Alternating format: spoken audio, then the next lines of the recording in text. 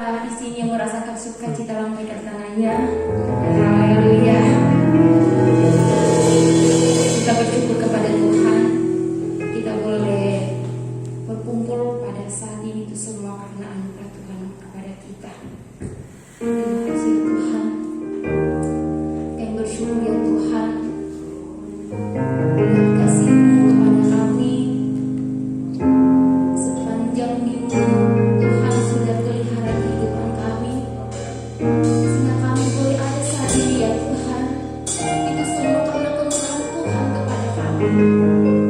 Terima kasih ya Tuhan. Terima kasih Tuhan. Haleluya. Haleluya.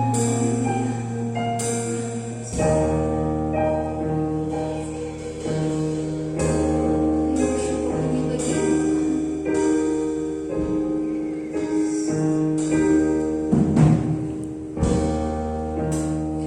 hanya dekat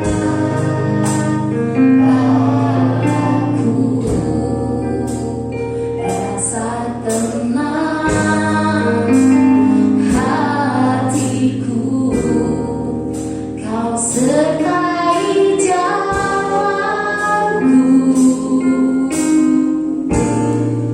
serta hidupku.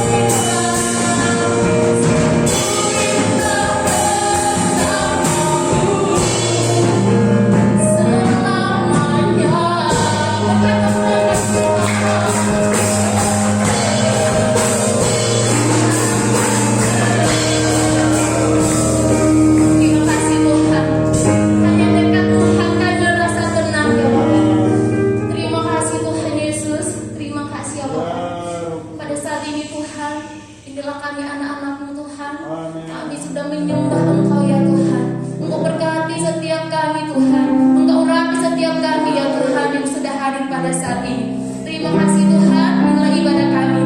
Kami serahkan dalam tangan Tuhan. Dalam nama Yesus kami berdoa. Haleluya. Amin.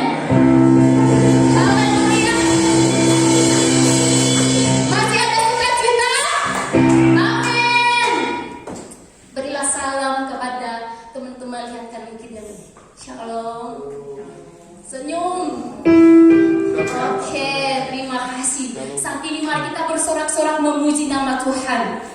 Mari kita melakukan bahwa Tuhan itu sangat baik bagi kita. Ada amin? Amin. Amin.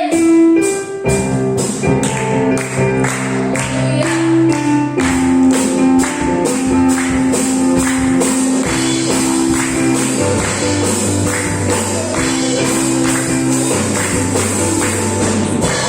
Puji syukur hanya bagimu Tuhan. Segala yang ada di puja.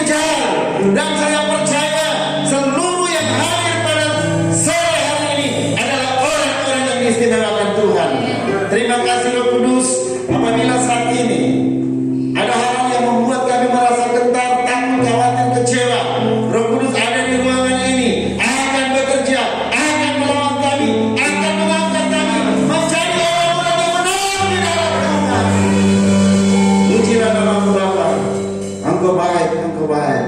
Diberkatilah kami semuanya pada sore hari ini dengan iman bahwa kami tidak rugi dalam beribadah pada sore hari ini, karena kami sedang dikuatkan di dalam menghadapi situasi keadaan apapun. Tuhan adalah segala-galanya bagi kami. Terima kasih. Semua yang diberkati berkata amin. Tuhan dengan haleluya. Saya pakai ini boleh nggak? Bukanya atau harus pakai? Hah? Oke. Bisa buka? Bisa nggak? Oke. Supaya saya ada dulu luas ini. Nah, soalnya dari tadi pagi udah 2 kali ibadah, saudara ya. Oke. Baik, saya sangat berterima kasih kepada Ketua BPD yang mempercayakan bagi saya, dan saya juga sebagai pengurus di dalam kepemimpinan Gereja Sinai Matala yang ada di Banten, dan yang merupakan satu penghargaan yang besar. Saya percaya bahwa ketika kita beribadah begini, sebenarnya saudara, kita sedang mempersiapkan diri untuk menghadap Tuhan. Amin. Amin ya Bapak. Dan saudara yang biasa dalam Tuhan, memang situasi yang terjadi sekarang ini membuat kita galau, membuat kita takut, membuat kita khawatir dan lain sebagainya. Tetapi ingat, orang yang mengandalkan Tuhan, pribadi yang mengerti posisinya di hadapan Tuhan, dia butuh Tuhan, berarti dia orang yang sangat luar biasa. Amin. Saudara, kekuatan apa sih yang perlu kita ambil lagi di dalam dunia ini dengan berbagai cara selain di dalam Tuhan? Saudaraku yang kekasih di dalam Tuhan, saya sangat bersyukur dan berterima kasih sampai saat ini pernyataan Tuhan masih ada bagi saya sekeluarga, dan masih ada dengan jemaat yang Tuhan percayakan bagi kami. Haleluya. Karena itu saudaraku yang kekasih di dalam Tuhan, di dalam situasi seperti sekarang ini, ada pesan-pesan firman Tuhan yang harus saudara tangkap, harus saudara ambil, sehingga mempersiapkan saudara ketika menghadap Tuhan, saudara tidak takut lagi. Tetapi ingat, semasih berada di dalam dunia, kita harus kerjakan apa yang menjadi bagian kita. Amin. Halo, kita bukan menjadi orang Kristen yang pasif, tetapi kita harus menjadi orang Kristen yang aktif. Terlebih aktif untuk datang menyembah memuliakan Tuhan. Memang saya tahu bahwa ada orang-orang yang saat ini dengan rasa ya berjaga-jaga dan sebagainya, dan mungkin juga oleh karena dan gereja seperti kami 2 kali ibadah, jadi saya setting begitu sehingga tidak bertabrakan satu dengan yang lain. Sehingga saudaraku, ada juga yang langsung ibadah secara online. Memang benar saudara, bahwa Tuhan sedang menunjukkan kemahakuasaannya ketika orang lain, dalam tanda kutip, yang tidak terangkat ke surga, serta Alkitab secara online dalam siapkan. Firman Allah berkata, ketika aku datang ke dalam dunia, setiap lidah akan mengaku Yesus sebagai Tuhan dan Juru Selamat, dan setiap lutut akan bertekuk. Terus bagaimana caranya? Sedangkan Tuhan Yesus akan datang mana saudara? Di Timur Tengah, di Israel. Betul kan? Tetapi ingat saudara, jangan saudara sampai ketinggalan. Amin. Katakan jangan sampai ketinggalan. Katakan jangan sampai ketinggalan. Sebab apa saudara? Ketika Tuhan Yesus datang ke dalam dunia, yang ketinggalan itu akan syuting dan siaran langsung. Wih, benar, Yesus Kristus memang benar-benar Mesias yang dijanjikan turun di atas bukit Zaitun. Betul kan? Kita ini bukan kita yang tertinggal, yaitu yang menyaksikan lewat sarana ini. Tetapi kita yang sudah terangkat, kita akan bertemu dengan Tuhan. Amin. Amin. Nah saudara yang dikasih dalam Tuhan, kita akan membaca firman Allah di dalam 2 Korintus 4 ayat 16 sampai 18. Ya. Berhubungan dengan waktu, saya harus kejar-mengejar. Sudah ya, kejar-mengejar. 2 Korintus 4 ayat 16 sampai 18. Sebab itu kami tidak tawar hati. Ya, katakan kami tidak tawar hati. Katakan kami tidak tawar hati. Tetapi meskipun manusia batinnya kami semakin merosot, namun manusia batinnya kami diperbaharui dari hari ke hari. Oke, berikut. Sebab penderitaan ayat 17, sebab penderitaan ringan yang sekarang ini mengerjakan bagi kami kemuliaan kekal yang melebihi segala-galanya, jauh lebih besar daripada penderitaan kami. Ini kata-kata Paulus. Sebab kami tidak memperhatikan yang kelihatan, melainkan yang tak kelihatan. Karena yang tak kelihatan adalah sementara, sedangkan yang tak kelihatan adalah kekal. Saudara, ayat-ayat ini barangkali hanya sekitar selalu buat kita. Tidak saudara. Ayat ini mengandung makna yang besar bagi setiap pribadi yang saat ini berada situasi yang sulit. Paulus ketika menulis surat ini dari Filipus, dari Efesus ke Korintus, itu jaraknya ratusan kilo saudara. Ditulis di antara tahun 55 sampai 57 kitab ini. Dan coba kalau saudara sebenarnya ada di PowerPoint saudara. Setelah saya mempelajari dan melihat bagaimana situasi dan kondisi dari kota Roma kota Korintus ini saudara merupakan kota yang besar. Kalau kita ambil pikir aja kota yang ada di mana saudara? Di Tanjung Priok, karena ada perubahan besar yang ada di sana. Letaknya sangat strategis dan banyak sekali perdagangan pada waktu itu dan menjadi kota tempat destinasi untuk orang melihat keindahan. Tetapi ingat, kota Korintus juga di sana berdiri patung Dewi Afrodit, yaitu Dewi kecantikan, Dewi kesuburan menurut anggapan mereka. Dan patung ini merupakan sesembahan bagi orang-orang yang ada di sana sebagai lambang kesuburan dan lambang pelacuran. Oh, dari sedap saudara ya. Dan ada kuil-kuil yang ada di sekitar sana. Nah, saudara yang kekasih di dalam Tuhan, seringkali ada perayaan-perayaan tertentu untuk mereka makan sampai sepuasnya. Jadi diadu, siapa yang makan paling banyak dia jadi juara. Yang lebih repot, ketika dia keluar dia muntahkan lagi, dia masuk dan dia makan pesta pora. Karena kota di sana sangat terkenal. Nah, saudara yang kekasih di dalam Tuhan, di sana hidup dengan keadaan masyarakat yang bejat moralnya. Jadi situasi yang sangat tidak mengenakan pada waktu Paulus berada di sana. Di sana saudara, ketika Paulus tiba ke sana untuk meluruskan orang-orang yang hidupnya tidak takut akan Tuhan itu butuh perjuangan yang besar. Tapi saudaraku yang dikasih di dalam Tuhan, ini merupakan masalah yang bagi Paulus yang sangat luar biasa, yang sangat krusial. Tetapi dia memacu. Dia katakan orang-orang ini butuh keselamatan. Orang-orang ini butuh kemenangan di dalam Tuhan. Dia mau memberitakan keselamatan kepada orang-orang Korintus. Dengan kata lain, jemaat-jemaat yang ada di sana, mereka berada di pertaruhan hidup untuk menjadi orang dunia, hidup caranya seperti mereka yang membuat Tuhan kecewa, atau hidup lurus.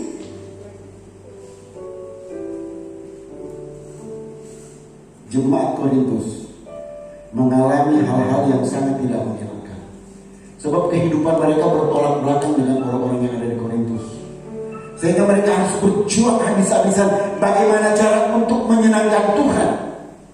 Dengan lain kata, mereka juga hidup dalam keadaan yang sulit. Hidup di dalam kota yang megah, tetapi hidup dalam keadaan yang sulit oleh karena mempertahankan iman kepada Tuhan. Ingat saudara, ketika Paulus dalam pelayanan, orang-orang Kristen itu banyak tidak disukai. Apalagi dengan munculnya ajaran-ajaran Stoa, Aristoteles dan lain sebagainya, mereka diperhadapkan dengan hal yang sangat tidak mengenakan.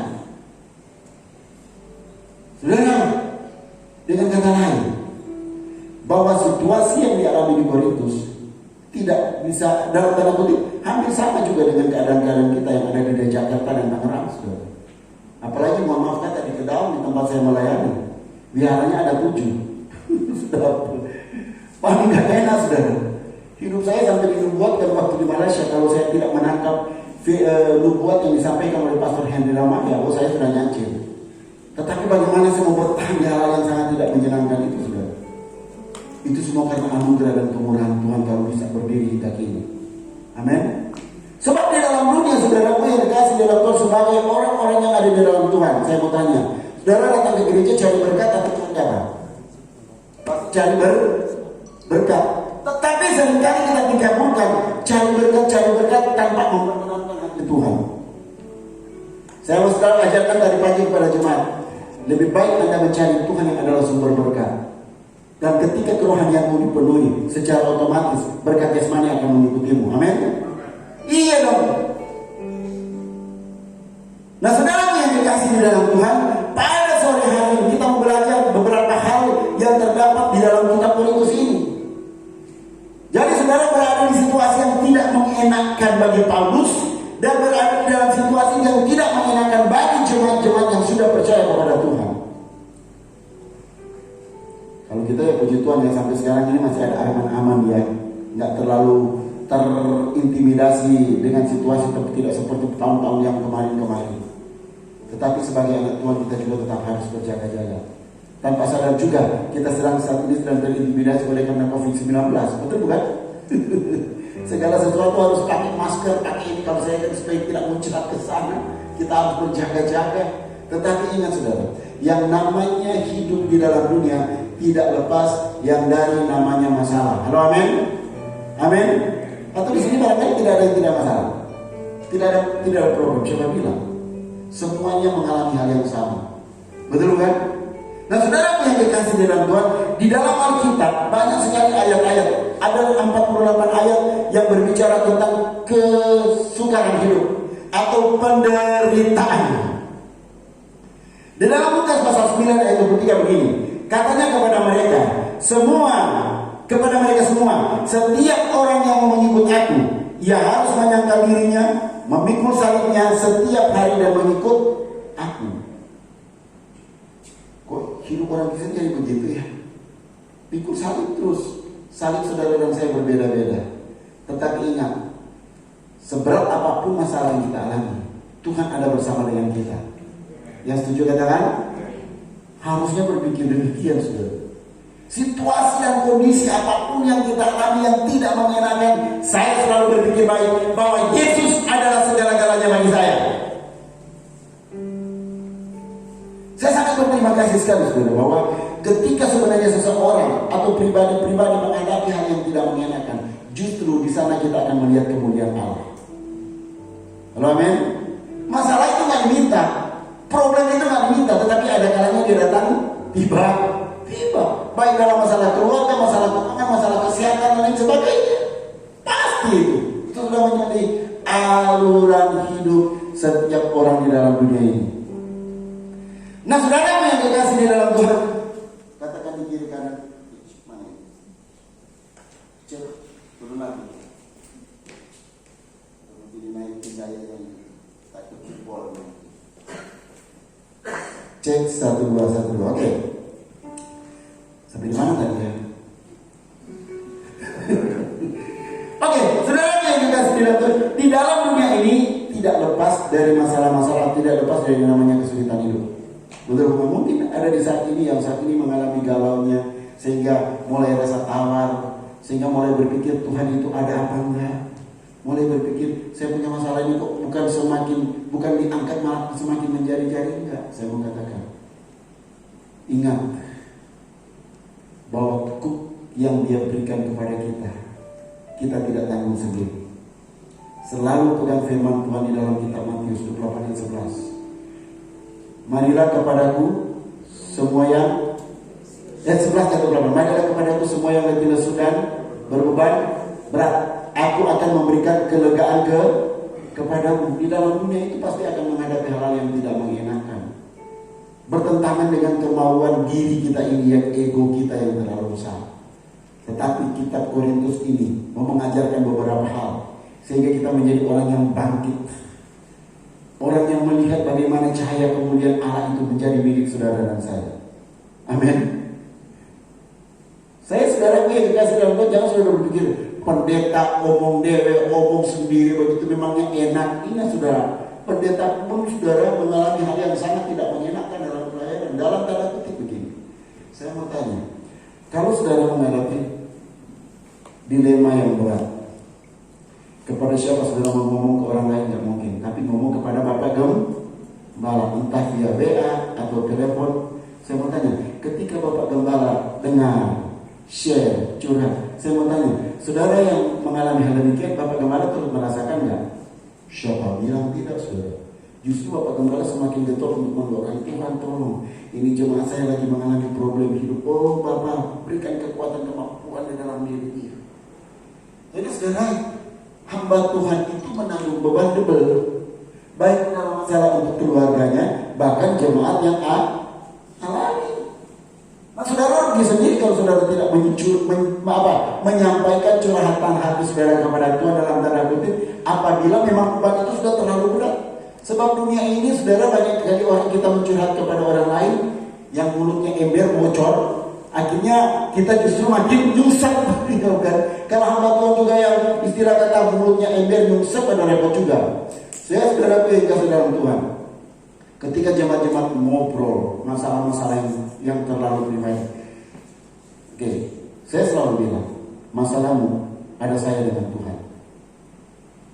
Hanya saya. Bahkan istri saya nggak boleh tahu. Nah, saya cepat. Bagaimana kita meraih kemenangan? Satu, jangan tawar hati. Katakan jangan tawar hati. Sekali lagi, jangan tawar hati. Ini kan masalah benar. Saya sudah diputuskan dari pekerjaan, jangan tawar hati. Satu pintu tertutup, masih ada pintu lain yang bisa terbuka. Amin. Katakan jangan tawar hati seperti Paulus katakan. Jangan pudar, jangan redup masalah ini. Sebab masalah yang kita hadapi justru kita akan melihat Tuhan di sana. Amin.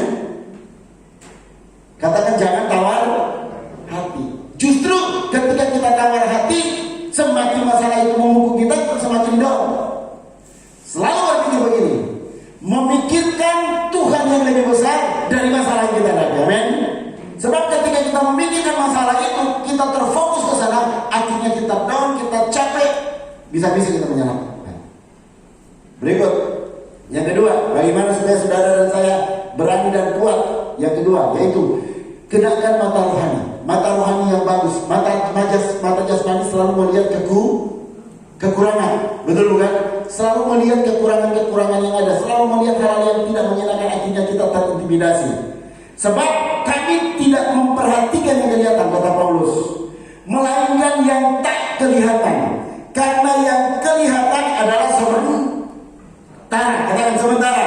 Sedangkan yang tak kelihatan adalah kekal. Dalam kata kutip saudara, bahwa ketika saudara berada di dalam dunia ini, selalu berpikir jauh ke depan.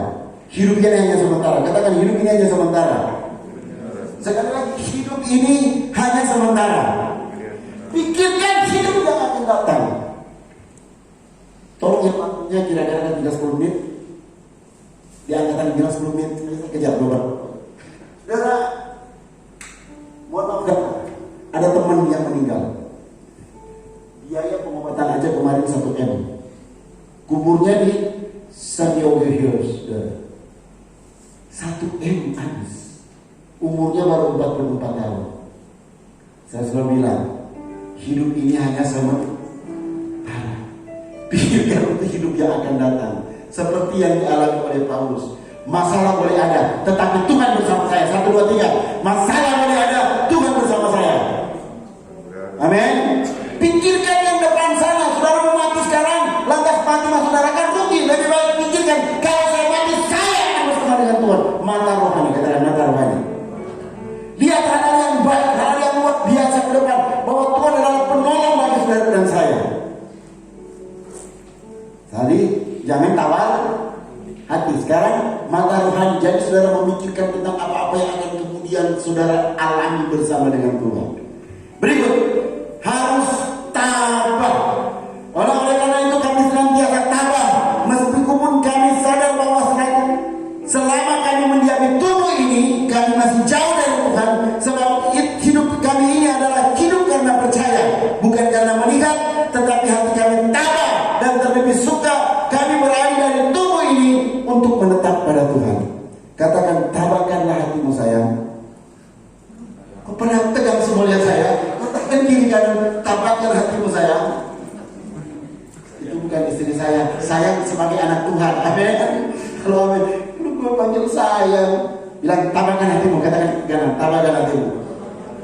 Di dalam dunia memang seperti begitu. Paulus pun tabah. Tabah artinya supaya saudara dan saya tetap kuat di dalam menghadapi badai hidup. Amin. Amin. Tabah supaya saudara tahu bahwa saudara ini adalah orang-orang yang sanggup memikul beban walaupun itu terlalu berat. Tuhan adalah penolong saya dan saudara. Saya sangat berterima kasih saudara, bahwa saudara yang hadir pada saat ini, saudara butuh Tuhan, berarti saudara butuh ketabahan. Amin. Iya dong, butuh Tuhan dan butuh ketabahan. Oke. Yang berikut. Tadi yang pertama saudara jangan tawar. Yang kedua, mata rohani, melihat bahwa surga itu nyata. Amin. Bahwa Tuhan itu ada. Yang ketiga apa saudara? Harus tabah. Yang keempat, harus ada usaha. Saudara, sebab itu juga kami berusaha. Ya, di dalam 2 Korintus pasalnya yang ke 5 5 ayat 9 berkata, baik kami diam di dalam tubuh ini maupun kami diam di dalam luarnya, supaya kami berkenan kepadanya. Saudara yang dikasih ke dalam Tuhan, di dalam dunia ini berdoa harus. Katakan, di dalam dunia ini berdoa harus. Katakan lagi, berdoa harus. Tetap ingat, ada bagian-bagian yang harus kita kerjakan. Tidak selamanya Tuhan tolong kirimkan duit. Kalau dia kirim duit, difatnya 1 triliun, jatuh saudara mati nggak? Ya mati saudara, benar kan? Dalam tanda kutip saudara, di dalam dunia ini dalam situasi yang tidak mengenakan, bagaimana cara berkreasi agar saudara-saudara terberkat? Ada bagian yang Tuhan berikan kepada saudara, tetapi ada yang bagian yang harus kita kerjakan. Halo, amin. Saya sangat bangga dengan Bapak Ketua, orang yang inspiratif, mengambil peluang-peluang yang ada. Saya dengan beliau cocok. Benar saudara. Kemarin saya dapat, sebenarnya saya mau pakai itu, tetapi baju yang baru didapat itu, mesti di gereja saya dulu dong. Masa saya mau pakai keluar dulu? Ya, kami dari BPD ada khusus baju kardinal namanya sebenarnya, yang dasinya di sini. Saya langsung jual kepada teman-teman pendeta. Ada yang beli saudara? Dapat duit nggak? Ya dapat, untungnya lumayan.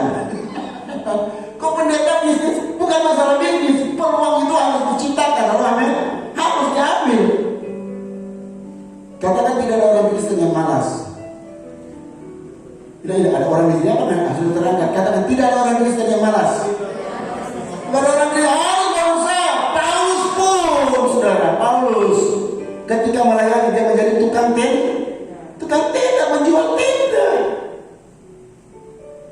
Saudara, mohon maaf kata, untuk masalah keuangan di gereja kami sudah beres buat saya untuk sekarang. Tetapi Tuhan sudah memberikan sesuatu di dalam diri saya untuk bereksplorer, saudara. Saya pakai face shield ini, saudara. Ini jemaat saya yang jual. Jemaat saya yang jual, saya beli dengan dia. Terus saya juga sempat jual face shield.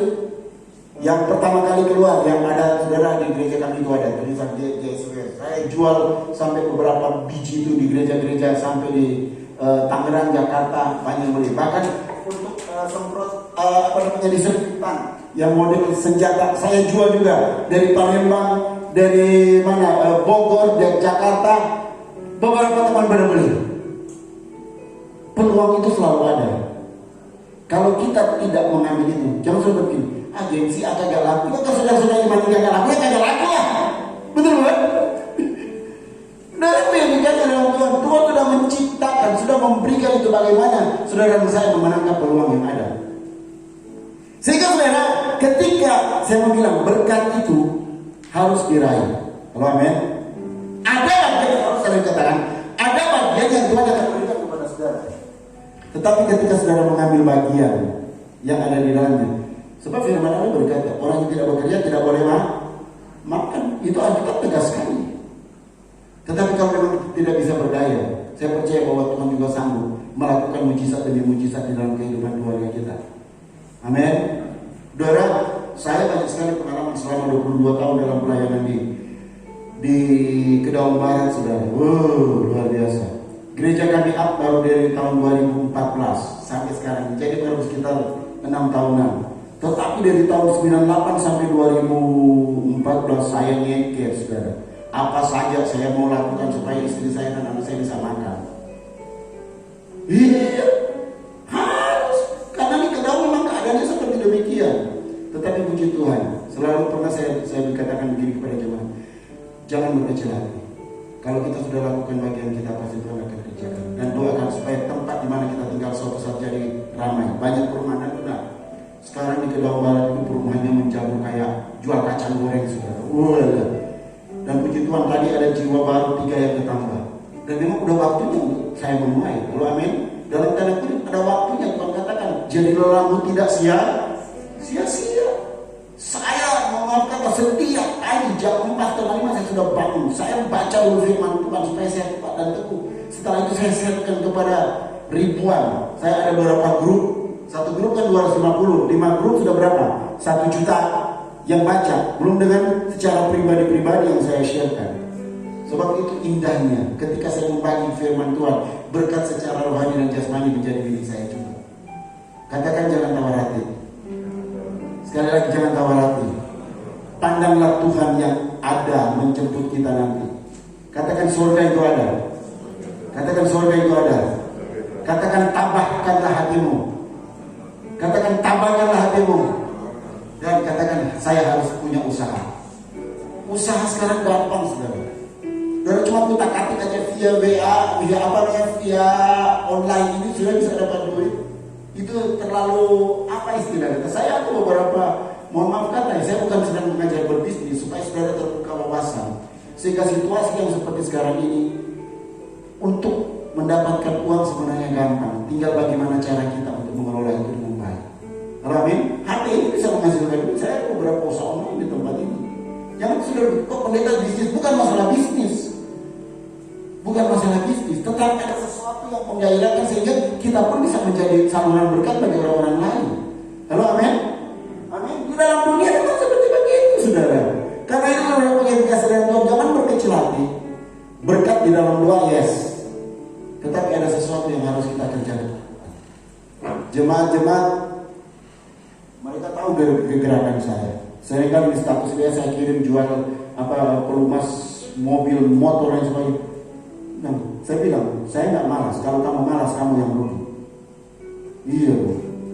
Nah, ibu bapak saudara yang kasih dalam Tuhan, mari kita berpikir baik bahwa Tuhan adalah penolong kita. Amin. Amin. Semasa di dalam dunia, tetap konsisten untuk mencari Tuhan.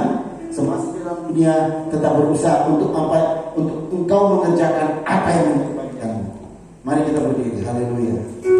Terima kasih Bapak Bapak. Engkau indah, engkau luar biasa. Di saat badai bergelora, kita akan nyanyikan pujian ini.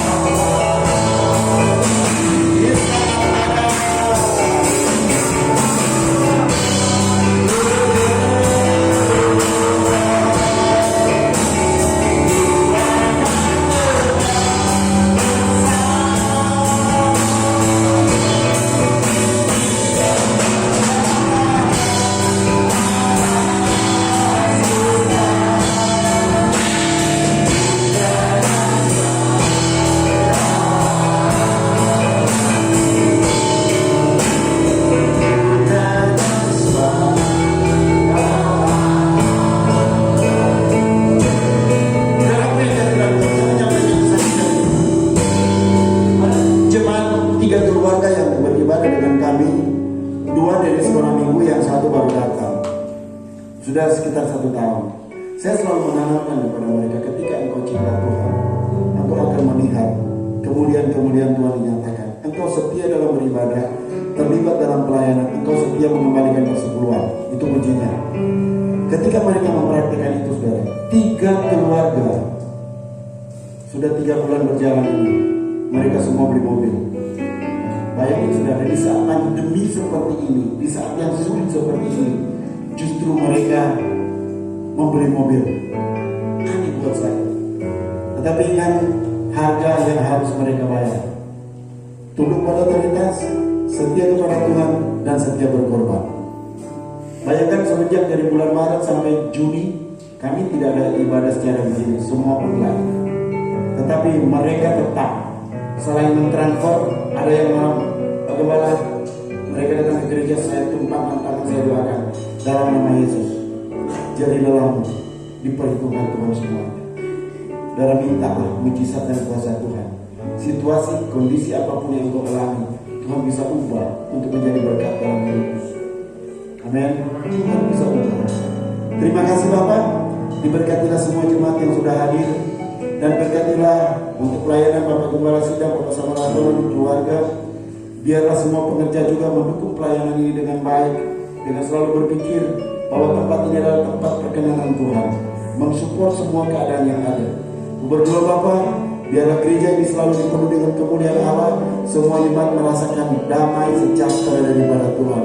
Terima kasih Bapak, kami bersyukur kepadamu di dalam nama Yesus. Semua yang diberkati berkata amin. Haleluya.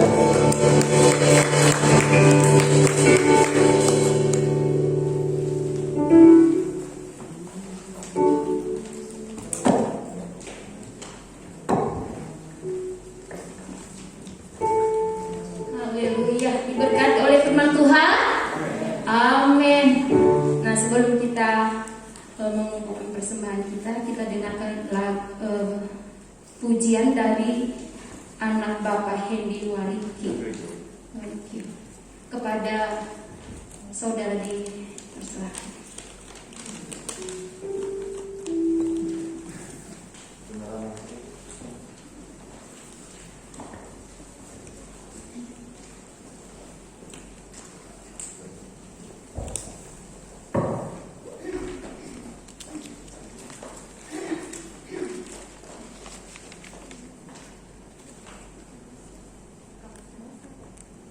Shalom. Puji Tuhan, terima kasih. Perkenalkan, nama saya Veronica. Saya anak dari Bapak Hendy dan Ibu saya Shana Mawariki. Terima kasih buat kesempatannya Bapak Pendeta dan semuanya. Saya tadi agak kaget, bukan apa ya dulu ya. Oke, baik, terima kasih. Terima kasih, saya bersyukur sama Tuhan Yesus juga ini kesempatan yang Tuhan berikan pada saya, di mana saya bisa bersaksi kembali untuk cinta kasih Tuhan, kemurahan Tuhan dalam kehidupan saya yang begitu luar biasa. Tuhan sangat baik nyata dalam hidup saya dan juga nyata dalam hidup saudara-saudara semua yang ada di sini. Sekitar tahun berapa ya, 2000, mungkin sedikit aja saya beri kesaksian saya, di mana 2018 saya jatuh dalam dosa, di mana saya terakhir saya berbuat dosa, saya jahat sama Tuhan berkali-kali di mata Tuhan, tapi Tuhan luar biasa, Dia menyelamatkan saya. Saya jatuh dalam dosa saya, di mana saya berpegang pada kuasa gelapan. Lalu 2019 saya bertobat, saya bilang Tuhan saya udah gak kuat. Akhirnya Tuhan 2019 selama setahun itu saya mengabdi kepada kuasa gelapan. Lalu 2019 hingga detik ini saya menyerahkan diri saya kepada Tuhan, saya mengabdi kepada Tuhan. Tuhan Yesus masih memberikan saya kesempatan untuk saya menjadi apa yang Tuhan Yesus kehendaki. Dan saya tinggalkan semua pekerjaan-pekerjaan saya. Semua banyak yang mempertanyakan kok bisa gitu. Kenapa bisa seperti itu? Ya itu semua bukan karena saya, tapi karena kuasa Tuhan. Tidak ada yang tahu rencana Tuhan. Jadi apa yang Tuhan sudah berikan pada saat hidup saya hingga detik ini, saya hanya bisa bersyukur. Dan saya percaya dan saya takut hingga saya harus kembali kepada Tuhan. Bagaimana saya mengakhiri hidup saya di dunia ini untuk kembali ke rumah Bapa bersama dengan kita semua di sini. Puji Tuhan, saya merasakan kuasa mujizat Tuhan yang luar biasa. Sungguh-sungguh luar biasa hidup dalam Tuhan ya. Ada aja semuanya prosesnya yang Tuhan berikan kepada saya. Dan ini saya mau menyaksikan kita kasih Tuhan lewat lagu juga. Tadi saya bawa gitar. Mungkin ini bisa pakai gitar ya. Gitar ini. Ini lagunya saya buat sendiri, di mana ayat yang Tuhan Yesus berikan pada saya di Yesaya 41 ayat 10 sampai 13. Benar-benar apa ya? Kok Tuhan pas banget firman Tuhannya di 11 sampai 12 tepatnya juga. Apa yang saya cari waktu saya di kuasa gelapan semuanya itu bohong, hampa, binasa, dan itu akan membunuh kita kalau kita tidak segera keluar, kalau kita tidak sadar akan suara Tuhan. Puji Tuhan, benar-benar ini ayat yang menguatkan bagi saya sehingga saya buatkan lagu, dan ini akan saya bawakan di sini juga gitarnya. Oh, oke, boleh. Maaf tadi saya bawa gitar, saya pikir saya udah terlambat, kita udah terlambat ya.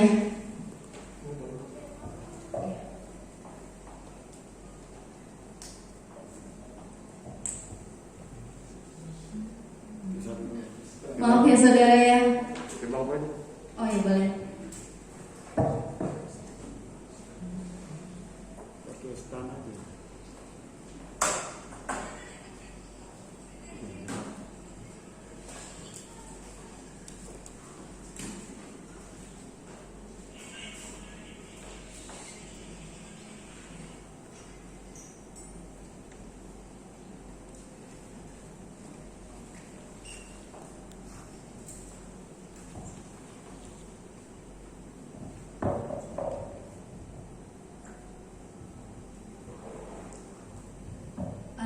Ini dari ayat Yesaya 41 sampai ayat 10 dan 13 yang saya ambil, yang saya buat. Judulnya Janganlah Takut. Maafkan suara ada gitarnya tidak, suara saya kurang oke ya. Oke.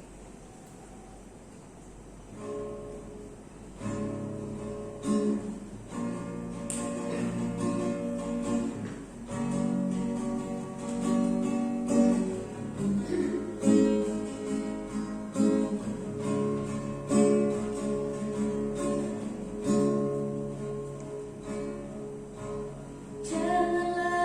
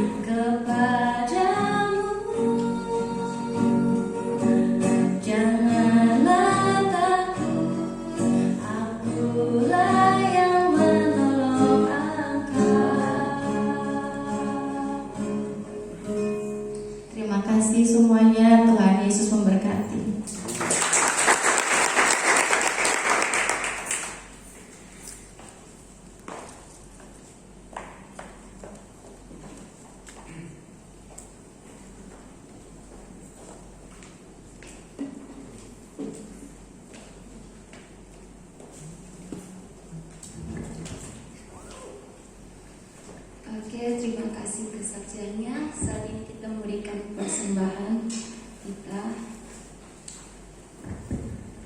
Mari kita berdoa. Terima kasih ya Tuhan. Terima kasih juga firman yang kami sudah dengar pada hari ini. Biarlah firman-Mu ya Tuhan, dan kami sekedar mendengar, tidak kami lakukan dan sungguh-sungguh dalam Tuhan. Berkati juga hamba-Mu yang menyampaikan firman-Mu Tuhan. Engkau pakai dia luar biasa untuk melayani Engkau dan untuk menenangkan jiwa-jiwa di sana.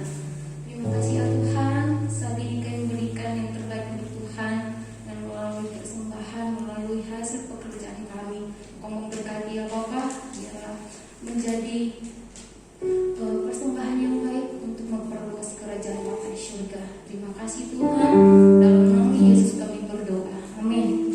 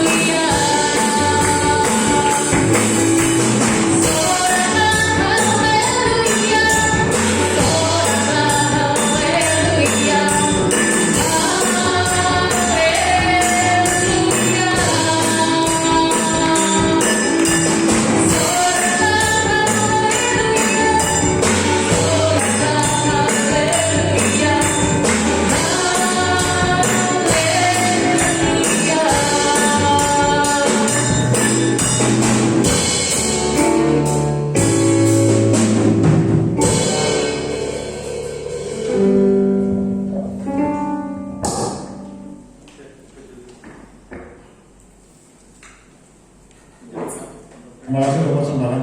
Saya undang Bapak Ibu depan yang gede, kita akan akhiri. Biasa pengumuman hari Rabu kita tetap ibadah doa via Zoom. Nanti biasa linknya masih sama dengan yang ada di grup selama ini. Oke, kejadian Ramadan kita akan ujian.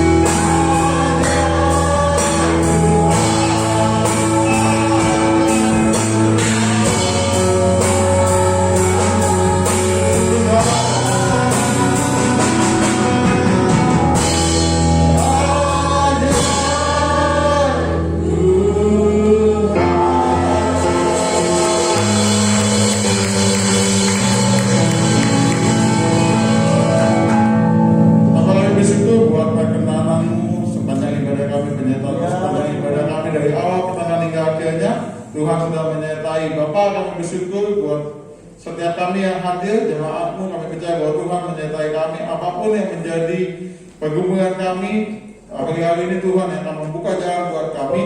Apapun yang menjadi doa kami, Tuhan juga yang akan membuka jalan buat setiap doa kami.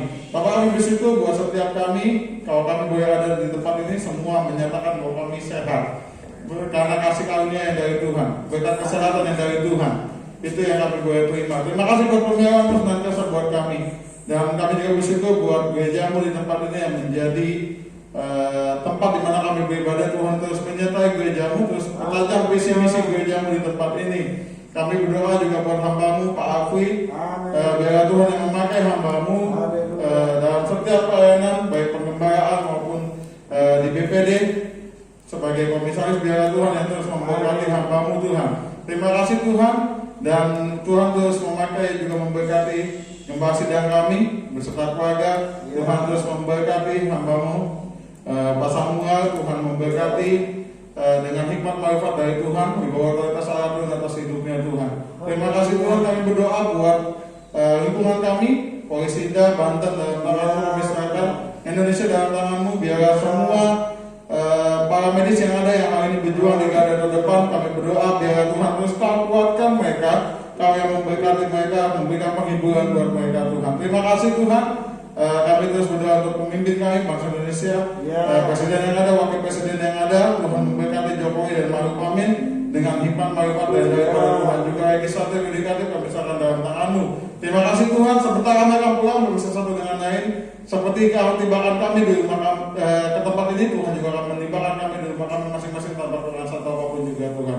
Terima kasih Tuhan, dan sebentar kami akan persiapkan hati kami untuk kami boleh menerima berkat dari Tuhan melalui hamba. Kita angkat kedua belah tangan kita sebagai langkah profeti.